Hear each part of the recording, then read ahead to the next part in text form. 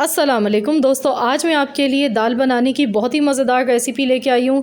ये इतनी मज़ेदार बनती है कि अगर आपने इसे एक बार बनाकर खा लिया ना तो आपसे रहा नहीं जाएगा। आप इसको बार बार बनाएंगे और हमेशा आप दाल को इसी तरीके से बनाना पसंद करेंगे।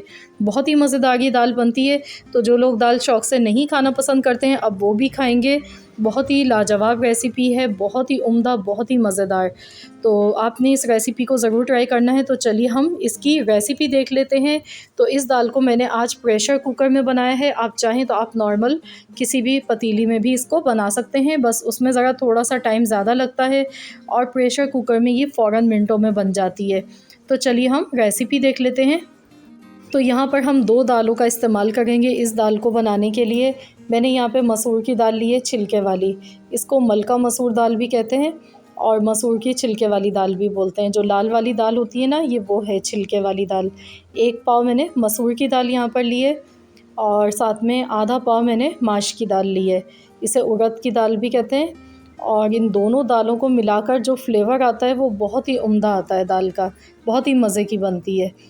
तो आपने इसी तरीके से लेनी है, जितनी आप मसूर की दाल लेंगे उसकी आधी क्वांटिटी की आपने ये दाल लेनी है। उसके बाद दालों को अच्छी तरह से धो लेना है। तो मैंने यहाँ पे इसे प्रेशर कुकर में डाल दिया। अब इसमें हस्ब ज़रूरत मैं पानी डालूँगी। सिर्फ 10 मिनट लगेंगे इसको गलने में।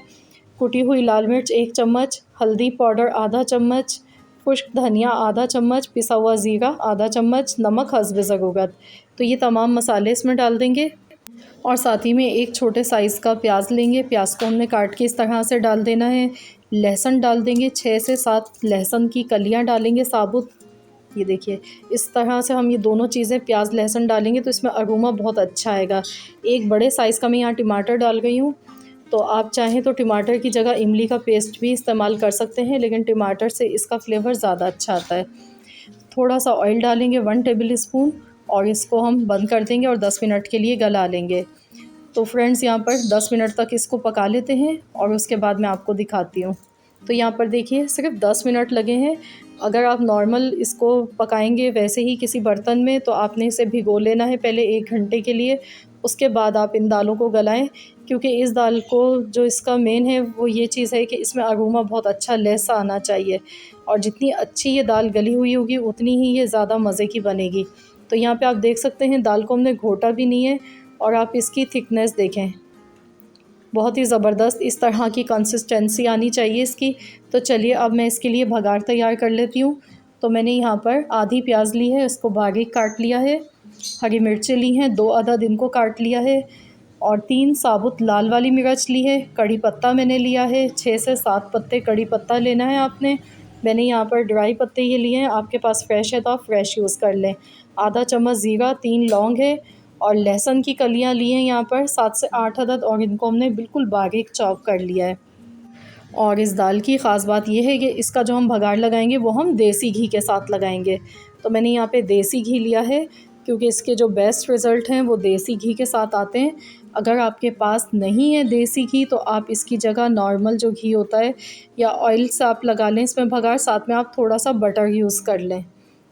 तो यहाँ पे आधा कप मैंने घी लिया है, ये डाल देंगे पैन में और सबसे पहले हम यहाँ पर प्याज डालेंगे और फिर लहसुन डालेंगे बारीक चॉप किया हुआ।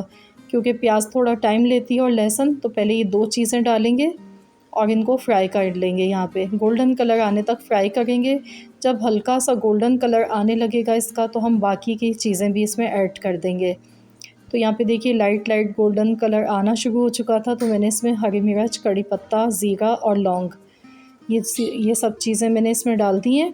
तो अब इसको हम गोल्डन कलर आने तक फ्राई करेंगे।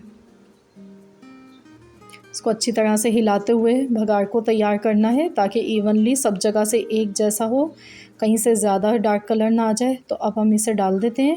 तो ये देखिए, बस ये भगार इसमें लगाने के बाद इसे कवर करना है और इसको 5 से 10 मिनट तक हल्की आंच पर पका लेना है। तो यहाँ पर देखिए इसको पकते हुए 6 से 7 मिनट हुए और दाल हमारी पककर तैयार हो चुकी है। तो चलिए इसे मैं सर्व करके आपको दिखाती हूँ। ये देखिए, देखते ही मुंह में पानी आ रहा है। बहुत ही मज़ेदार, बहुत ही उम्दा दाल बनकर तैयार हुई है ये। और बनाने का तरीका भी बहुत ही आसान है इस दाल को।